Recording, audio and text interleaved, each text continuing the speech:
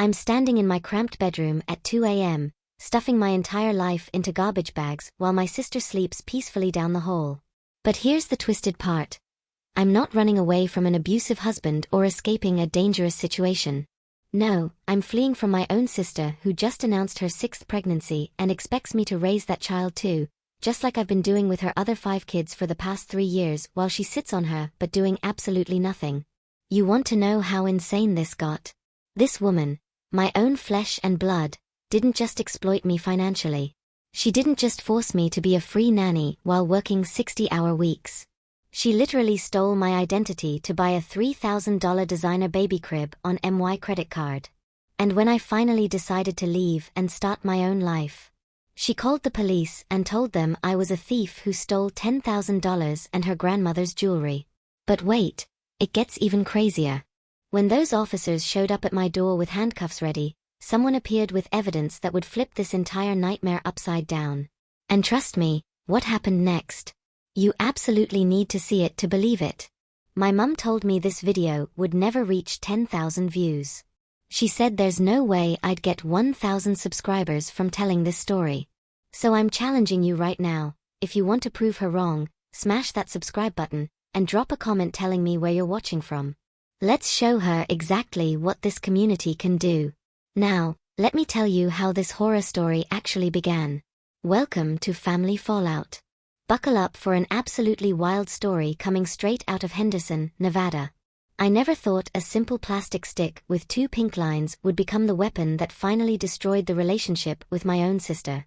My name is Vanessa, I'm 27 years old, and I work as a logistics coordinator at a massive distribution center. For the past 3 years of my adult life, I've been raising 5 children who don't share a single drop of my DNA. I was frozen in place right in the middle of our disaster zone of a living room in Henderson, stepping over mountains of unwashed clothes, watching my older sister casually stroke her belly. She stared directly into my eyes with this arrogant smirk plastered across her face to announce she was expecting baby number 6, despite not keeping a real job in over 4 years. My insides churned with a nauseating combination of disgust and complete burnout because I knew exactly who would be expected to foot the bill for this latest edition. I had just wrapped up a brutal 60-hour work week only to return home and discover my sister anticipated me to sacrifice even more of my existence for her reckless decisions while her lazy boyfriend sat motionless on our worn-out couch. I finally summoned the strength to inform her that I was finished bankrolling her irresponsible lifestyle and wouldn't contribute a single dollar toward this new baby. Her face instantly transformed from smugness to absolute fury as she shrieked that I was unappreciative and threatened to throw me onto the streets if I refused to obey her demands. That precise moment of betrayal became the breaking point that forced me to choose my own survival over her parasitic requirements. If you've ever felt like you're shouldering the entire universe while everyone around you just leeches off your hard work, please hit that like button right now to see exactly how I broke free from this nightmare. The daily grind of exploitation. At 4:30 in the morning, the shrill scream of my alarm ripped me from a restless sleep before the sun had even kissed the Nevada horizon. I dragged my exhausted body from the mattress because I understood that if I didn't begin the day immediately, the whole household would spiral into complete mayhem before breakfast even started. I stumbled into our kitchen to start the daily marathon of assembling 5 individual lunchboxes while stepping over the sticky aftermath of a party I never even attended. Marcus had abandoned a tower of empty beer cans on the counter for me to dispose of along with the filthy plates from his midnight snack raid. I cursed silently while scrubbing the crusted cheese off the countertop because I knew this grown man would never raise a finger to clean his own disgusting messes. The morning schedule was a precisely calculated military drill that demanded me to exist in 3 locations simultaneously to get everyone prepared for school on time. I checked the science homework for my 11-year-old nephew Tyler, while simultaneously attempting to fix the ponytail of my 8-year-old niece, Emma, as she munched on her toast. My oldest nephew, Brandon, was the only child who attempted to assist by collecting the backpacks, but even he appeared drained from the perpetual chaos in the house. I moved with frenzied speed because I needed to depart for the warehouse in under 30 minutes or I'd be tardy for my shift. I sprinted down the corridor to grab the diaper bag and stopped for just a brief moment outside the master bedroom where Natalie and Marcus were sleeping peacefully. The door was securely locked to block out the sounds of their own children, while my 5-year-old nephew Jackson wailed in his crib just several feet away. It filled me with ice-cold bitterness to realize they were sleeping comfortably in a warm bed while I consoled their screaming toddler and herded their older kids out the door. I successfully dropped the older children at the bus stop and the younger ones at daycare before racing toward the industrial zone with my pulse thundering in my chest. My shift at the distribution center was exhausting, but the physical work felt simpler than the emotional torture waiting for me at home. The financial violation. I received a notification on my smartphone during my lunch break that made my stomach plummet because it was a final alert from the utility provider. I raced home in a state of panic to discover a bright red disconnection notice taped embarrassingly to our front door because the electric bill was 3 months past due. I stood on the porch trembling with rage because I had handed Natalie $650 last week specifically to prevent this exact catastrophe. I found a wrinkled receipt in the overflowing kitchen garbage which revealed she had blown the entire sum on designer maternity outfits instead of settling the bill. I had no alternative but to transfer the funds I had carefully saved for my upcoming semester of college tuition to the utility company to keep the electricity running. The day continued its downward spiral when the middle school contacted me just as I returned to the warehouse floor to complete my shift. My 14-year-old niece, Ashley, had been caught ditching class and engaging in a verbal confrontation with a teacher, which was totally out of character for her. I had to punch out early and sacrifice crucial hours of wages to sit in the principal's office because her mother refused to pick up the phone. Ashley looked at me with tear-filled eyes and admitted that she acted out because she felt invisible at home since Natalie only obsessed over the coming baby. I held her hand and vowed to do better, even though I was already suffocating under responsibilities that weren't mine to carry. I hauled myself through the front door at 7:30 that evening to discover Marcus planted on the couch watching basketball while the kids whined they were starving. I immediately went to the kitchen to boil water for pasta because it was the fastest and cheapest meal I could throw together after such a catastrophic day. Natalie finally emerged from the bedroom wearing her new designer clothes and complained that the house was filthy despite contributing absolutely nothing to clean it. We sat down to eat the spaghetti, but Marcus shoved his plate away with an expression of pure revulsion after taking a single bite. He informed me the sauce was tasteless and questioned why I hadn't prepared ribeye steak since he had a specific craving for expensive meat that evening. I stared at this fully grown man who had contributed absolutely zero to the household and felt a wave of fury that nearly made me explode. He had the nerve to demand a premium dinner while I had just drained my education savings to keep the lights on for his video game console. The family intervention and identity theft. 3 days after Natalie's pregnancy announcement transformed the house into an emotional war zone, the situation escalated from silent resentment to an organized intervention orchestrated by the family matriarch. I was folding a mountain of laundry in the living room when a heavy and commanding knock on the door announced the arrival of the one person Natalie always summoned for reinforcement. My grandmother, Grandma Beatrice, stood on the porch with her handbag clutched firmly against her chest and an expression of harsh judgment painted across her face. She didn't come to help clean the disgusting floors or prepare meals for her great-grandchildren, but rather to hold court in the living room and criticize my lack of financial contribution to Natalie's expanding family. Natalie positioned herself next to Grandma Beatrice on the sofa with a hand resting protectively on her stomach while Marcus lurked in the kitchen doorway like a silent bodyguard awaiting his signal. Grandma Beatrice wasted no time in presenting her solution to the family's transportation crisis, which apparently required liquidating my personal property for the greater good.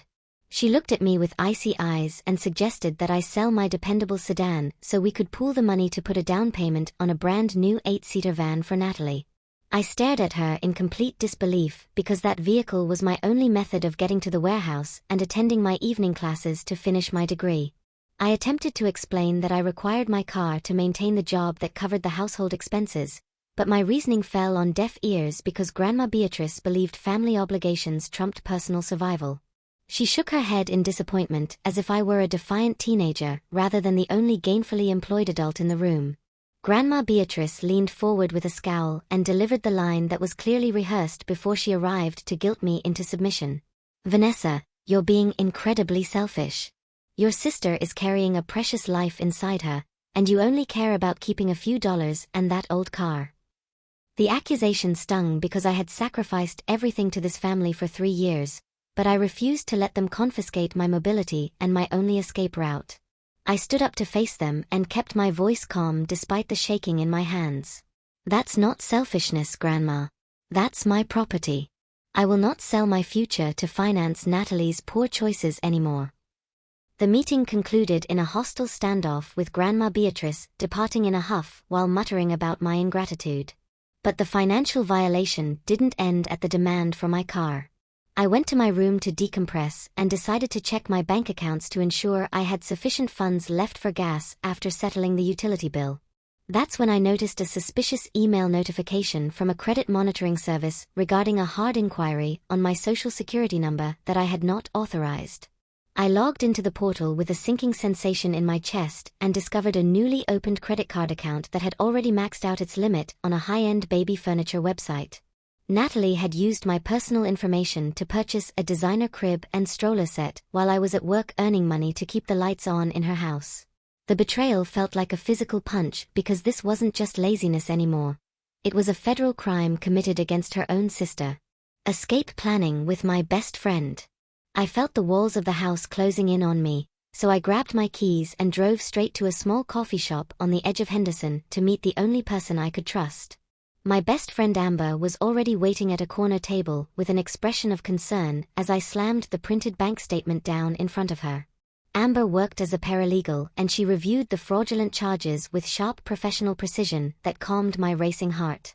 She explained that Natalie had committed identity theft and that I had to take immediate action before my credit score was destroyed forever.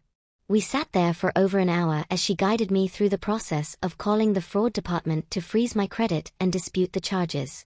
Amber looked me in the eye as I hung up the phone and gave me a warning that sent a chill down my spine. You have to be careful, Vanessa. If they're bold enough to steal your identity once, they'll do it again. You need an exit strategy right now. I drove back to the house that evening with a knot in my stomach, knowing that the war had officially started. I walked through the front door to find Natalie frantically typing on her phone because her transaction for the matching changing table had just been declined. She looked up at me with confusion that quickly morphed into suspicion when she saw the icy determination on my face. I walked past her without uttering a word because I knew that saving myself meant I had to stop saving her. The job offer and the torn letter. Exactly 1 week later, the atmosphere in the house was as tense as a wire about to snap because the silence between Natalie and me had become suffocating. I rushed home from the warehouse, not to start my usual second shift of cooking and cleaning, but to intercept the mail carrier because I was expecting a response that could redefine my entire future. I found a thick white envelope stamped with the logo of the largest technology corporation in downtown Las Vegas, sitting innocently in the mailbox, mixed with the usual stack of overdue bills. I stood in the driveway with trembling hands as I carefully tore open the seal to reveal an acceptance letter for a paid internship in their data analysis department. The salary offered in the document was more than double what I currently made at the warehouse, and it included a pathway to a full-time career in technology upon graduation. I felt a wave of pure euphoria wash over me for the first time in years because this was finally my golden ticket out of poverty. I walked through the front door with a genuine smile that I failed to suppress, which turned out to be a tactical error on my part. Natalie was waiting in the kitchen like a predator who sensed a shift in the power dynamic, and she snatched the paper from my hand before I could even set my keys on the counter. Her eyes scanned the document rapidly while her expression shifted from curiosity to a twisted form of jealousy that distorted her features. She didn't offer a word of congratulations or a hug for her younger sister, but instead looked at me with cold contempt as she deliberately tore the letter into 2 perfect halves. She dropped the pieces onto the dirty linoleum floor and dusted her hands off as if she had just disposed of trash. The ultimatum she delivered next was so audacious that it took my brain a full minute to process the sheer entitlement dripping from her words. Natalie announced that I was required to withdraw from my college courses immediately and quit my warehouse job so I could stay home to manage the household. She claimed that with the 6th baby coming, she and Marcus needed to focus all their energy on finding suitable employment, which was a lie everyone knew they would never fulfill. Marcus was sitting at the kitchen table nursing a soda, and he chimed in with a smirk that made my skin crawl. He laughed at the idea of me working in an office and told me that a woman's place was in the home taking care of the family rather than chasing foolish career dreams. The disrespect in that room was so thick I could taste it, but I refused to let them see me cry over the torn paper. I bent down to pick up the scraps of my future, while Natalie stepped closer to intimidate me with her physical presence. The air crackled with hostility as she realized I was not going to submit to her demands this time. Natalie screamed at the top of her lungs so loud that the neighbors probably heard her through the walls. "You think you're going somewhere? You owe me this house. I need you here to watch the kids so I can rest. If you walk out that door, don't ever come back." I stood up slowly and smoothed out the wrinkled paper in my hand while channeling every ounce of indifference I had left. I looked at the woman who shared my DNA but possessed none of my values and delivered the truth she wasn't ready to hear. I looked straight into her eyes and said coldly, "You're right, Natalie. I'll go, and you'll soon realize the price of turning the only person helping you into an enemy." I turned my back on her to walk toward my bedroom, but Marcus decided he needed to have the last word to soothe his fragile ego. Marcus chuckled darkly and called out, "Come on, little girl. You won't last a week out there. You'll eventually crawl back to apologize to us." The midnight escape. I closed my bedroom door and locked it, but I didn't start packing immediately because I knew they were listening for the sound of zippers or boxes. I waited until the house settled into a deceptive quiet before slipping out to the garage under the pretense of checking the laundry. The garage was dimly lit and smelled of oil, but it was the only sanctuary I had left in that suffocating property. I was startled when a shadow moved near the workbench, but I relaxed when I saw Brandon stepping out from behind a stack of old tires. My 17-year-old nephew looked older than his years with dark circles under his eyes and a grim expression on his face. He walked over to me silently and pressed a small battered notebook into my hands. I opened it to see pages of handwritten notes detailing dates and times when he had overheard Natalie and Grandma Beatrice discussing plans to sabotage my financial independence. Brandon told me that they planned to report my car as stolen if I tried to leave with it and that I needed to get out tonight before they woke up. I looked at this brave young man who was sacrificing his own safety to protect me and realized that leaving was the only way I could ever become strong enough to come back and save him. At midnight, when darkness covered the entire suburban neighborhood of Henderson, I initiated the final phase of my departure with the precision of a calculated military operation. I moved through my bedroom with the silence of a ghost because I knew that a single creaking floorboard could wake the light sleepers down the hall and ruin my chance at freedom. I bypassed my collection of sentimental trinkets and photo albums because I understood that emotional attachments were heavy anchors that would only drag me back into this toxic environment. I focused strictly on survival essentials by placing my laptop, birth certificate, social security card, and a week's worth of clothing into heavy-duty black trash bags. This was a strategic choice to ensure that if Natalie or Marcus happened to look out the window, they would simply think I was taking out the garbage rather than moving my entire life out of their house. I crept down the hallway past the master bedroom where the faint sound of Marcus's snoring vibrated through the door like the growl of a sleeping guard dog. My heart hammered against my ribs with such intensity that I was terrified the sound alone would wake the baby sleeping in the nursery. I reached the kitchen door and found Brandon waiting for me in the shadows, just as he had promised earlier that evening in the garage. He didn't say a word as he grabbed two of the heaviest bags from my hands and led the way to my sedan parked on the street to avoid the noise of the garage door opener. We loaded the trunk in absolute silence under the dim amber glow of the streetlights while the cold Nevada wind bit at our exposed skin.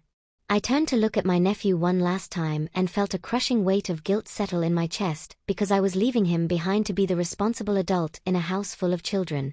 Brandon stood there shivering in his thin hoodie with his hands shoved deep into his pockets while he tried desperately to maintain a brave face. He looked at the house that was more of a prison than a home, and then turned his gaze back to me with a maturity that no 17-year-old boy should ever have to possess. Brandon stepped closer and whispered urgently into the cold night air. "Aunt Vanessa, go. Don't worry about us. If you stay here, you'll die a slow death inside these walls. I'll send you a message if anything bad happens." I reached out and grabbed his hands to squeeze them tightly because I needed him to know that this separation was a strategic retreat and not an abandonment. I looked him in the eye and said, "I promise I will come back to get you and the kids when I'm strong enough, but right now I have to save myself first so I can save you later."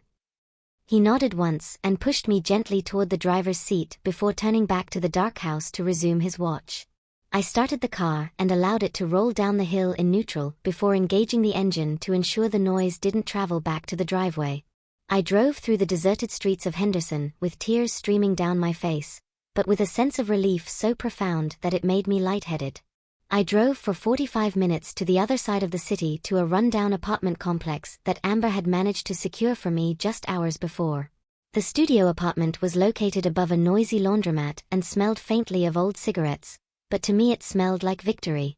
I dragged my trash bags up the 3 flights of stairs and collapsed onto a bare mattress on the floor without even locking the deadbolt because I was too exhausted to care.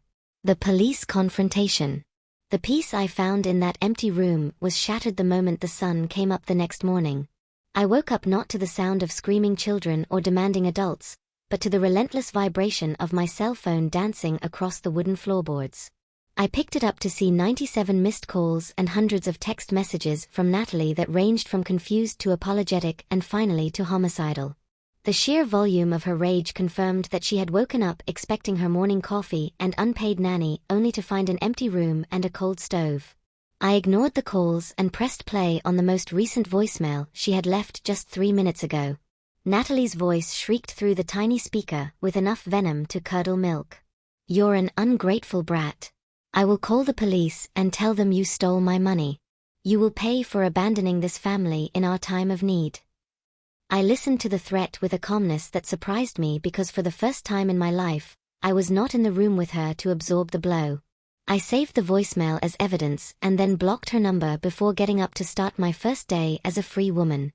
I didn't know yet that her threat about the police was not just an idle scream into the void, but a promise she actually intended to keep. Less than 48 hours after I started my new life at the rented apartment, the illusion of peace was violently shattered by a chaotic scene straight out of a crime drama. I was sitting on my bare mattress trying to focus on a textbook when the entire room was suddenly illuminated by the strobe light effect of red and blue sirens flashing through the thin blinds. The aggressive pounding on my front door shook the cheap frames so hard that flecks of paint fell onto the floorboards and my heart immediately hammered against my ribs. I looked through the peephole to see 2 uniformed officers with their hands resting on their holsters, and standing right behind them was a woman who looked like a grieving widow. Natalie had somehow convinced the police to let her accompany them to the scene of the alleged crime, and she was currently putting on the performance of a lifetime in the hallway of my building. I opened the door slowly with my hands visible, because I knew how quickly these situations could escalate when false accusations were involved. The older officer stepped forward into the threshold, while his partner blocked the exit to ensure I couldn't make a run for it. He looked at me with a stern expression that told me he had already heard a very convincing sob story before arriving at my address. He wasted no time in laying out the charges that had been filed against me just an hour ago at the precinct. The officer cleared his throat and spoke with a voice that demanded absolute compliance. "Miss Vanessa, we received a report for a welfare check on a minor and an allegation that you have stolen assets valued at $12,000. You have the right to remain silent, but I advise you to cooperate." I was stunned into silence for a moment because the accusation was so much worse than I had anticipated. Natalie didn't give me a chance to respond to the officer before she lunged forward from the hallway with tears streaming down her face. She pointed a shaking finger at me and screamed with such conviction that for a second I almost wondered if I had actually done something wrong. Natalie wailed at the top of her lungs while the neighbors began to peek out of their doors. "Arrest her. She's a thief. She took all the money I saved for my children and she stole Grandma Beatrice's vintage diamond jewelry before she ran away." I took a deep breath to steady my shaking hands and stepped back to allow the officers to see the entirety of my studio apartment. The room was almost completely empty, save for my mattress and the trash bags containing my clothes, which clearly didn't look like the hoard of a master jewel thief. I invited them to search my belongings because I had absolutely nothing to hide, and I knew that my innocence was the only weapon I had left. The officers began to rifle through my meager possessions while Natalie stood in the doorway, smiling smugly through her fake tears, because she thought she had finally cornered me. The tension in the room was thick enough to choke on until a breathless voice cut through the noise from the open hallway behind Natalie. I looked up to see Brandon standing there panting heavily, with sweat dripping down his forehead as if he had run for miles to get here. He had likely hitchhiked or taken a desperate rideshare the moment he heard his mother call 911 because he refused to let me go down for a crime I didn't commit. Natalie spun around with wide eyes because she hadn't expected her son to follow her to my sanctuary. Brandon walked right past his mother without looking at her and held up his cracked smartphone directly to the police officer's face. His hand was shaking, but his voice was firm as he delivered the evidence that would shatter Natalie's narrative. Brandon looked at the officer and said, "Mom is lying. Here's the video I recorded last night. Mom hid the jewelry box under her own bed to frame Aunt Vanessa." The officer took the phone and pressed play on the video, which clearly showed Natalie wrapping the velvet box in a towel and shoving it deep under her mattress while laughing about how she was going to ruin my life. The atmosphere in the room shifted instantly as the realization hit the officers that they had been used as pawns in a family dispute. The younger officer stopped searching my bag and turned his gaze toward Natalie, who was now backing away toward the stairs with a look of pure panic. The lead officer handed the phone back to Brandon and turned to Natalie with a completely different demeanor than when he walked in. He informed her that filing a false police report was a criminal offense and that wasting police resources on a personal vendetta would have severe legal consequences. Natalie tried to stammer out an excuse, but her mask of the victim had completely slipped to reveal the vindictive narcissist underneath. She screamed that Brandon was a traitor and tried to grab him, but the officer stepped in between them to protect the boy.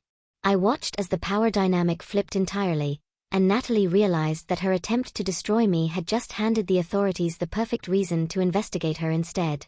The downfall and CPS intervention. 2 months passed since the shameful incident at the police station turned my family's private dysfunction into a matter of public record. I had hoped that the humiliation of being caught lying to the authorities would force Natalie to finally step up and become the mother her children deserved. However, without my paycheck to subsidize their lifestyle and my labor to maintain the household hygiene, the situation at my sister's house rapidly deteriorated from disorganized to dangerous.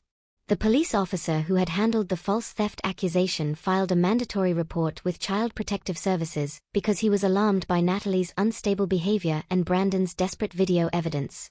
The investigation that followed peeled back the layers of neglect that I had been covering up for years.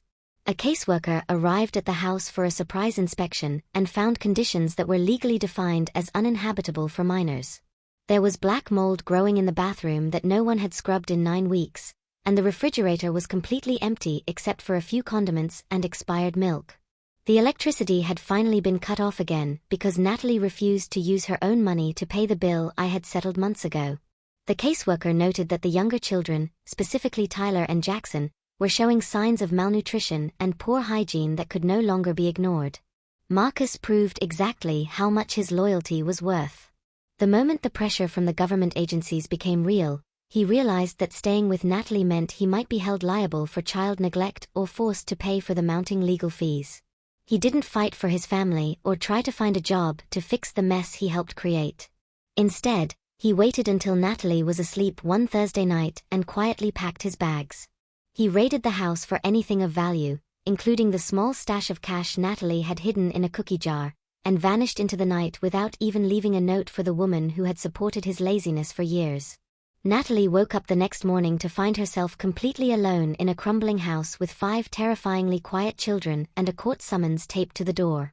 The legal hammer came down swiftly and without mercy during the emergency hearing later that week. The judge looked at the photos of the living conditions and the report from the caseworker with a grim expression that sealed the fate of the household.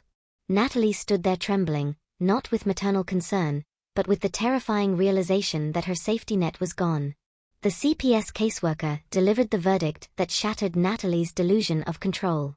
The caseworker looked Natalie in the eye and stated firmly, "Miss Natalie, based on the unsanitary conditions and your unstable psychological state, we are forced to execute an order to remove the children from this environment immediately."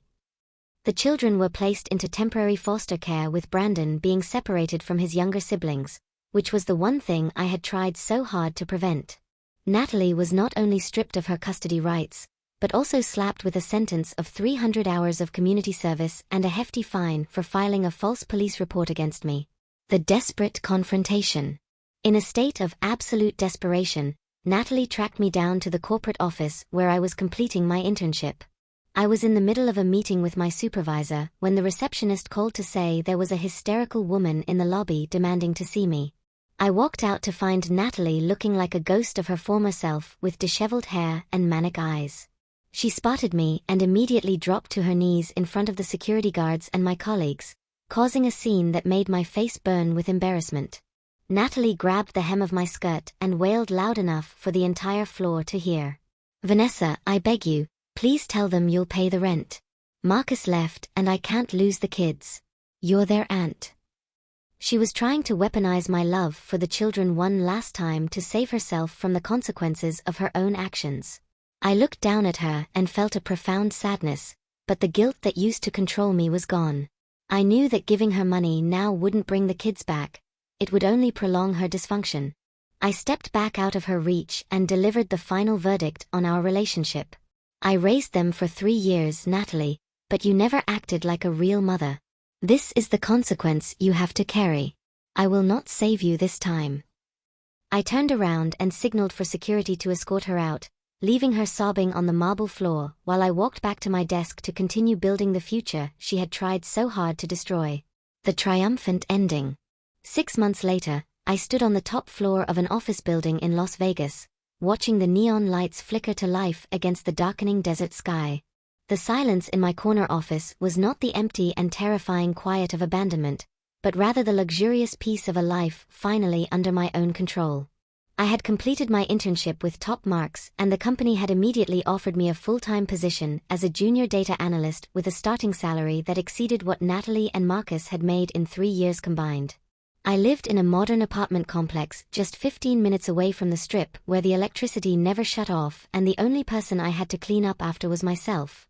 The news about the rest of my family reached me through the grapevine of distant relatives who finally understood why I had left. Grandma Beatrice had suffered a mild stroke shortly after the court hearings because the stress of seeing her golden granddaughter humiliated was too much for her fragile health.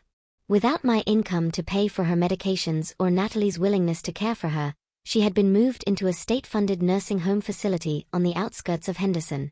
The facility was known for being understaffed and smelling of antiseptic, but it was the only option left for a woman who had alienated the only person capable of paying for better care. She had attempted to call me several times from the communal phone in the hallway, but I had blocked every single number associated with that part of my life. My focus remained entirely on the innocent victims of this tragedy because I refused to let my nieces and nephews suffer permanently for the sins of their parents. I met with a financial advisor in Las Vegas and established a protected educational trust fund for Brandon and his siblings that would unlock only when they turned 18. I deposited a significant portion of my monthly paycheck into this account to ensure they would have the tuition money I almost lost. The legal terms of the trust were drafted with absolute precision to ensure that Natalie could never access a single cent of that money for her personal use.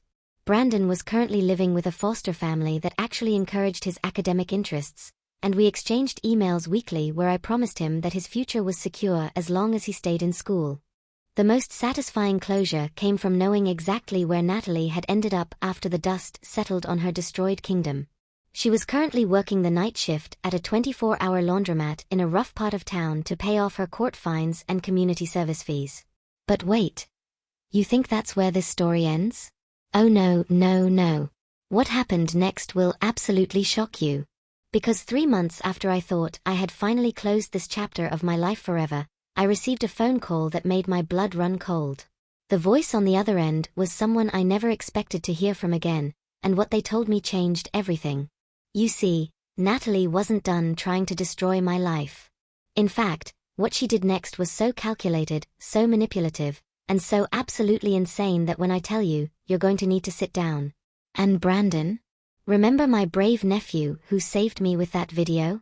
Well, he discovered something about our family that had been hidden for over 20 years.